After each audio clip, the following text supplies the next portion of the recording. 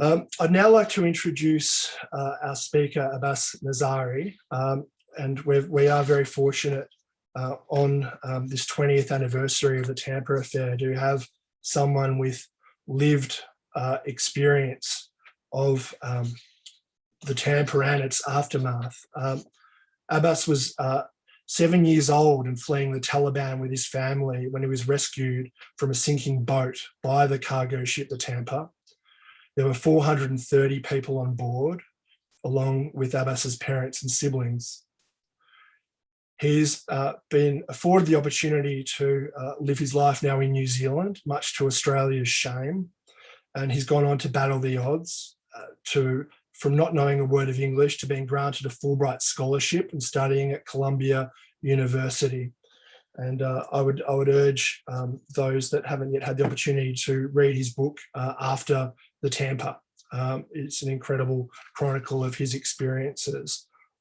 So without further ado, I'd like to introduce Abbas Nazari. Thank you, Michael. That was a fantastic speech before the introduction and the introduction itself. Kia ora, everybody. I am coming to you from Christchurch, New Zealand, in the beautiful South Island of New Zealand.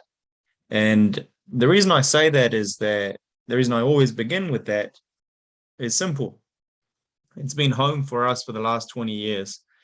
And this city and everything that has come its way over the last 20 years has shaped who I am, has shaped our community, and has shaped my perspective on New Zealand and the wider world. And I'll dig into that a little bit as throughout my address.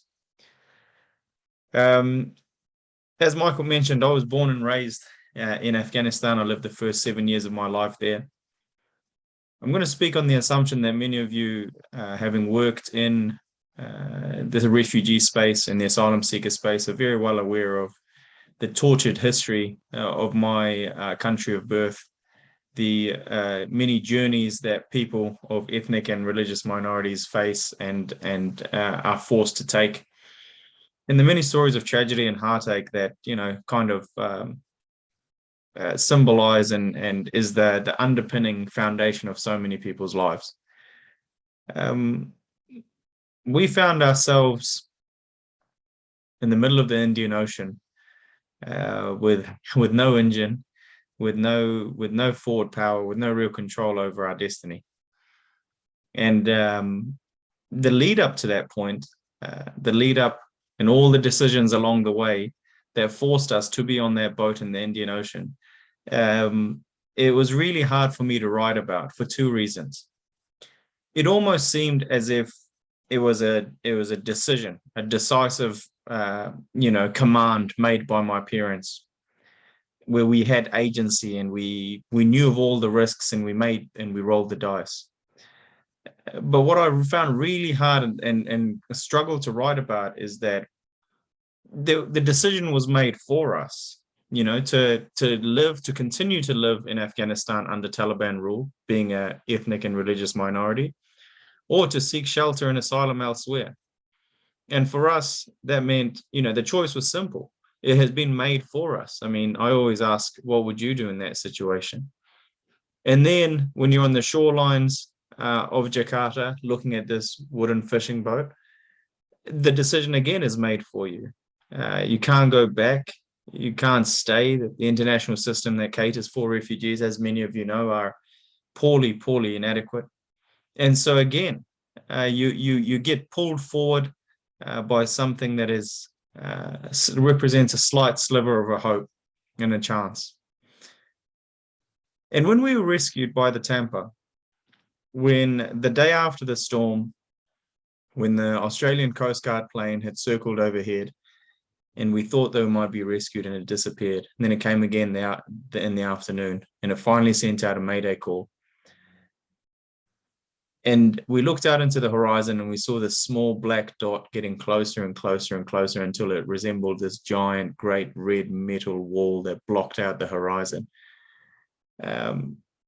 You know, I find it incredibly hard to describe that, because it's almost as if you've been drowning and you finally kick up and your head breaks the surface and you take in that first gulp of air.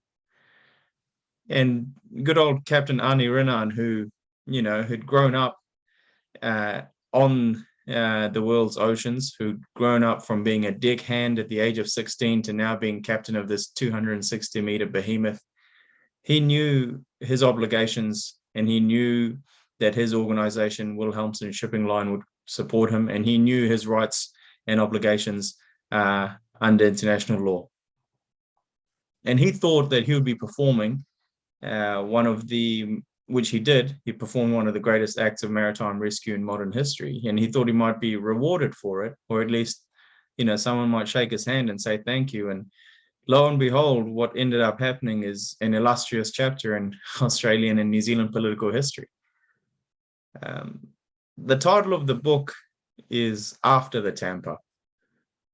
And the reason we chose that, Alan and Unwin, my publishers, and I chose that was simple. It was such a incredibly potent and divisive issue that so many people actually forget whatever happened to those people that were rescued. What happened to those asylum seekers? What kind of lives are they leading? What are they up to in the last 20 years? So it's after. I mean, I do focus on the events of the affair itself and the incredibly painful legacy of offshore detention and all of the legal and political infrastructure that has been built since. Of course, I focus on that and take no prisoners in my view of how that has shaped Australian political society. But the focus is on what happened after. To the 130 odd of us who were granted residency to New Zealand under the Prime Ministership of Helen Clark, it has been a journey of incredible highs and lows. We resettled to Christchurch, New Zealand, after having gone through our six-week orientation program at the Refugee Resettlement Centre here. And I learned my ABCs and would later go on to place third in the New Zealand National Spelling Bee. So it's a little bit that I like writing about. And the other families, like everyone else, like most of you would know, you get given a chance to rebuild a new life, and you just get stuck in. Not knowing the language, not having a financial base, not having an established community, not having anything but, literally like the clothes on your back, which is what we were rescued with by the Tampa. And so those chapters of after the Tampa, of being resettled to New Zealand, of the lives we've been afforded to live, those are my favorite. The Kiwi Dream being the one where I interviewed about 12 others for this book, talking about their experiences of growing up in New Zealand. And the underlying theme that came through in those interviews is one of incredible gratitude to this country. But there were three things that I really took away from all those interviews that I did. When you're a refugee, actually before you become a refugee, when you're living in a land that you have lived on for centuries, for multiple generations, and be it as basic as can be, we lived on a little plot of land, hand-to-mouth subsistence living in the central highlands of Afghanistan. We had three things. We had personal security. We had some dignity in the work that we did in our roles in our community, and we had some agency. It was incredibly tough, but we were able to affect our lives, whether we wanted to work harder or maybe build a new life for ourselves. We had dignity, security, and agency.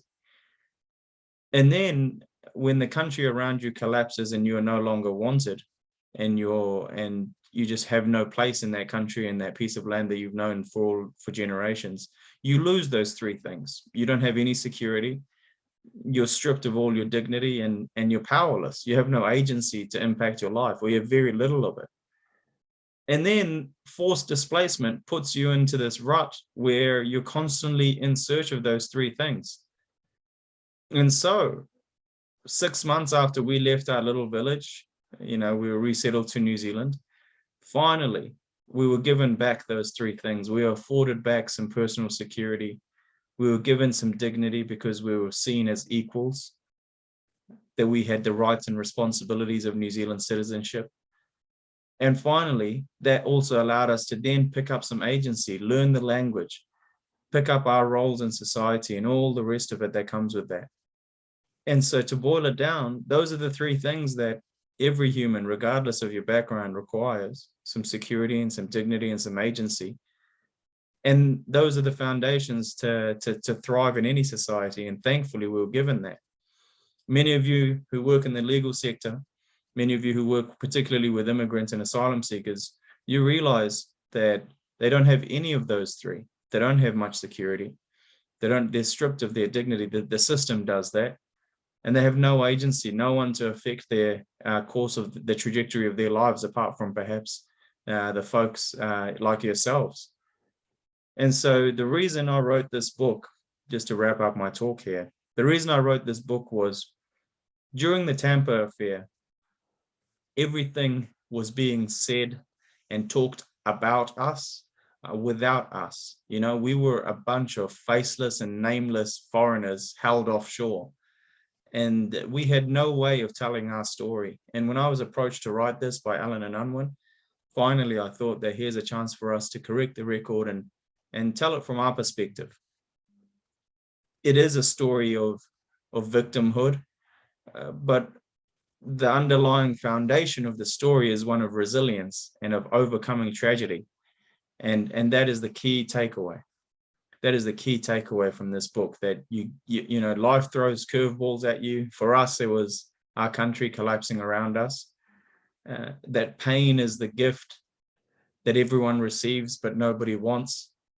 And so that is the underlying message of this book. And it's been the underlying message of all my talks and my messages to folks who would listen. On a final note, you know, I'm sure there have been folks along the way who have, you know, in better positions than I to have thanked Liberty Victoria for all the work they did during the Tampa affair all those years ago. And I'd like to, you know, I'd like to echo those thanks and those sentiments, because it is folks like yourselves who see something, who see that perhaps there's something wrong here, that want to change. And it might be a long shot, and you might go through the ringer the way folks did back in 2001, but it's worth it, because you leave your mark. Even if you lose, you leave your mark on people and society as a whole. So thank you all for all the work that you do. You know, sometimes it seems like a bloody thankless job, but you do leave an impression on the folks that you serve.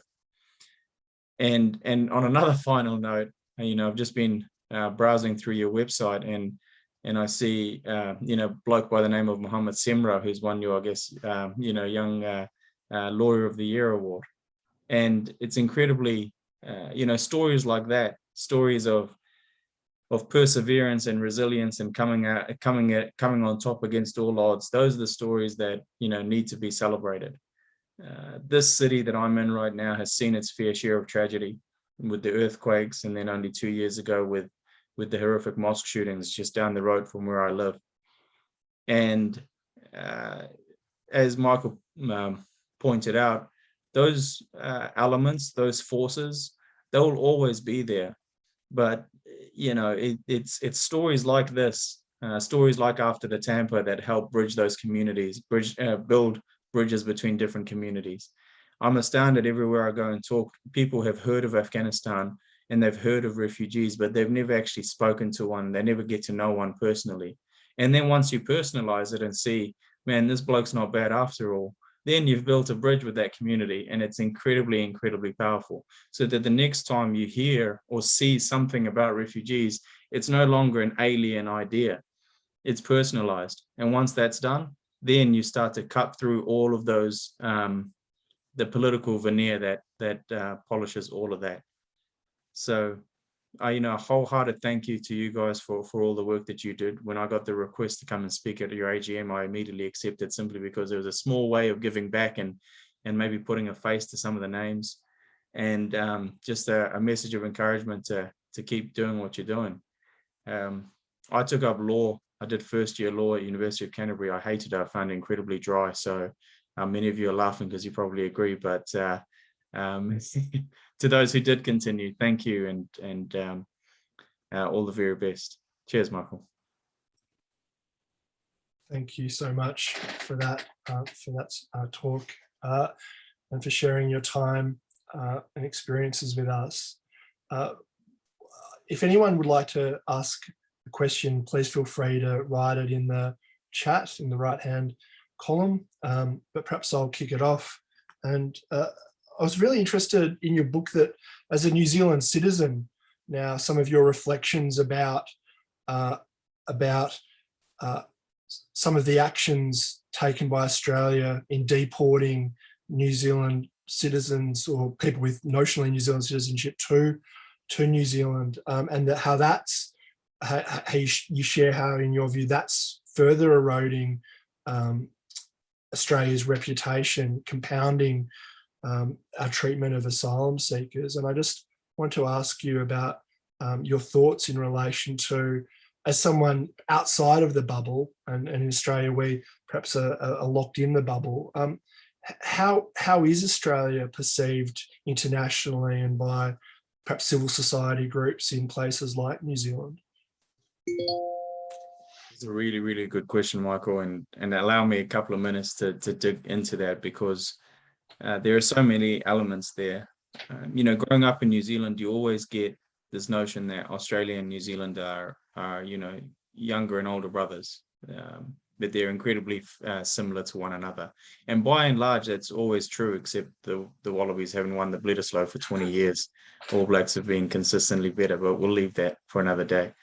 Over the last few years, what I have seen, though, is I feel like Australia is starting to gravitate and become far more culturally and politically similar to the United States, and far away from the politics and society of New Zealand.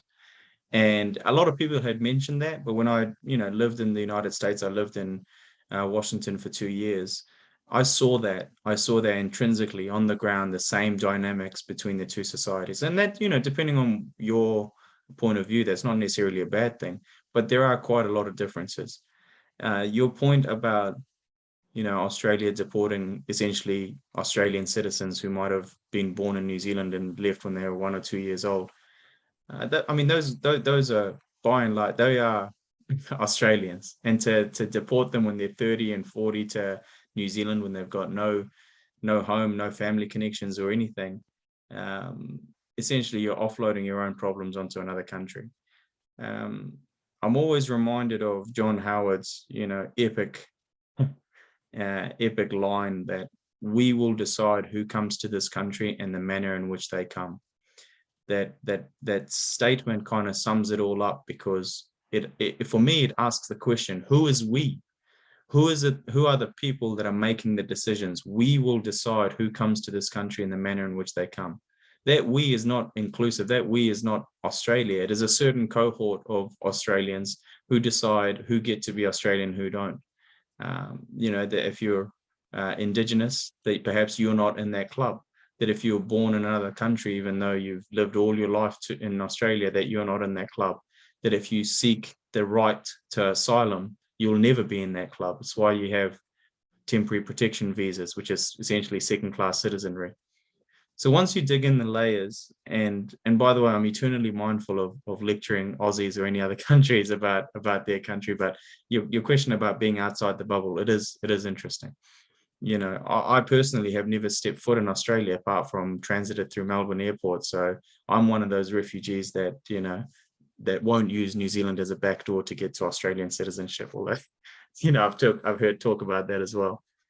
So I don't know what the mood on the ground is, but I understand that when it comes to talking about refugees or asylum seekers, or even bloody hell climate change, the argument, the debate, it really dissipates and devolves into something akin to what you might see in America.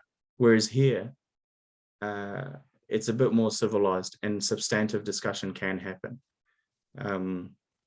So my final 30 seconds on that is, I feel that the needle hasn't moved much at all in the last 20 years with regards to asylum seekers. If anything, it's probably gone backwards. And that has kind of continually eroded Australia's reputation from a New Zealand perspective. The differences are much more obvious with the current administration in both countries, Ardern and Morrison, with so many stances on security, on climate change, on the pandemic, and with regards to immigration as well. So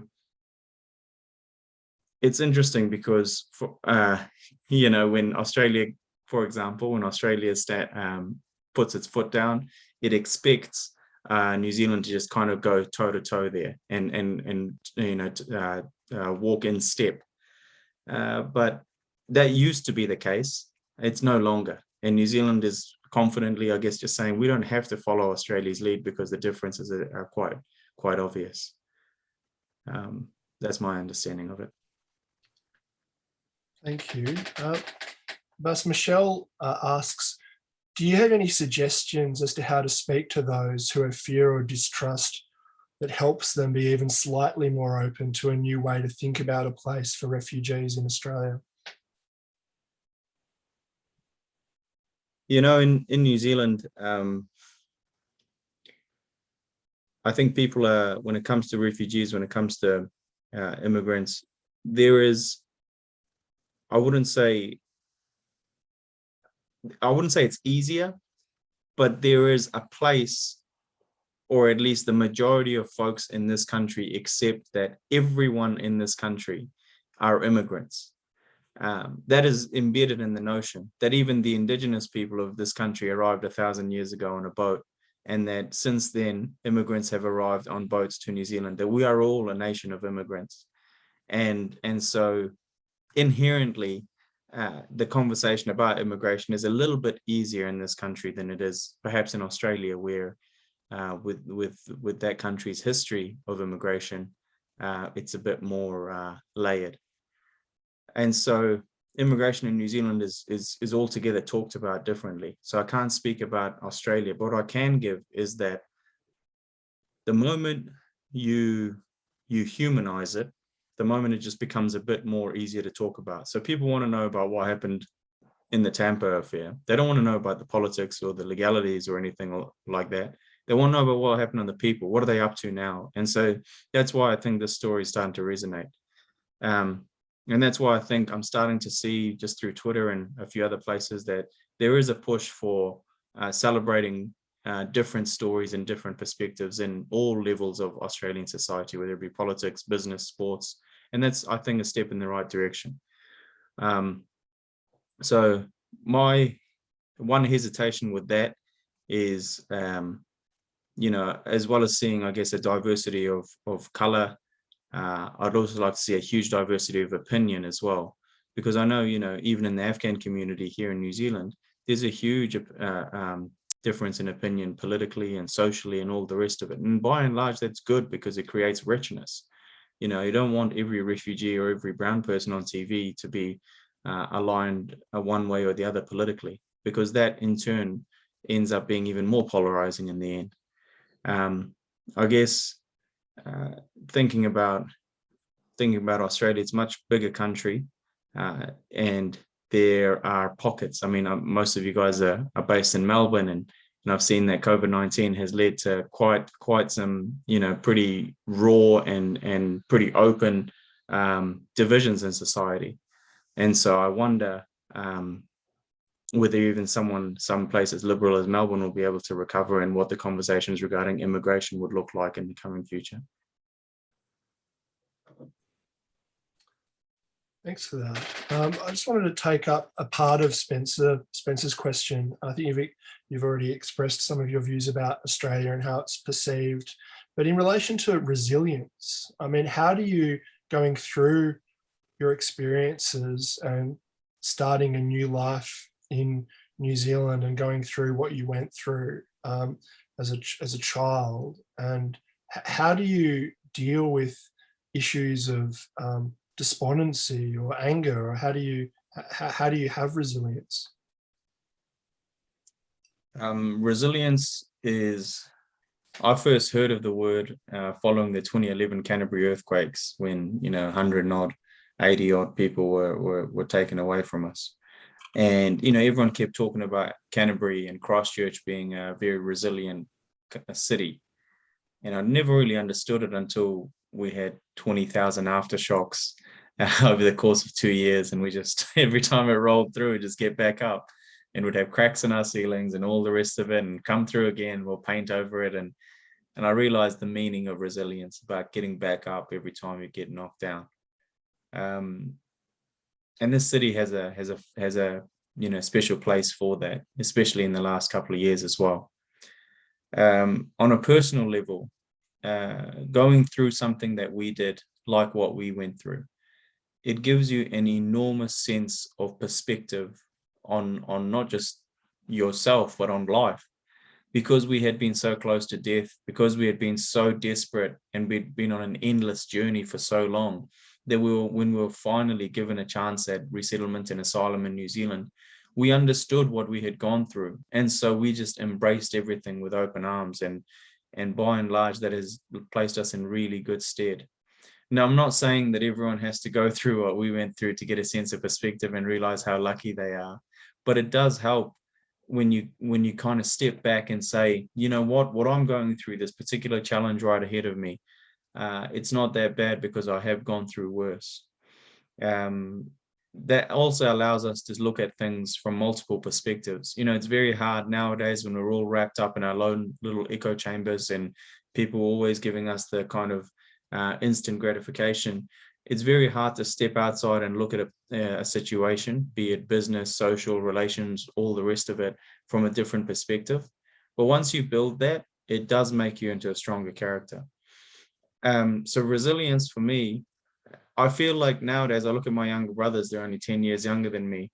A lot of kids nowadays are growing up without resilience, where they get knocked down very, very easily, and they don't quite know how to get back up. So through some work that I'm doing next year, I'd like to work with refugee and immigrant background kids to kind of help them navigate their identities and the challenges that they face, and maybe come back stronger for it. Finally, I was incredibly fortunate to have gone through that journey at quite a young age. I was only 7 or 8 by the time I got to New Zealand. And so while I remember it, remember it vividly and have memories of our journey, what I lack is perhaps some of the context and understanding of why we went through what we went through. And that has in turn shielded me from some of the mental and emotional trauma that many other refugees might go through. So the silver lining to it is that while I remember it, while I have memories, I don't have nightmares. And thankfully, that is something that has placed me in good stead, because I know others who still find it incredibly hard to wrap their heads around some of the stuff that they have witnessed or endured. So to wrap that up, it's essentially, if there's one silver lining about the entire refugee experience, it is that it gives you a great sense of perspective, and then therefore makes you a bit more resilient. I think the key takeaway is that you can either view yourself as a victim, which we could easily have done.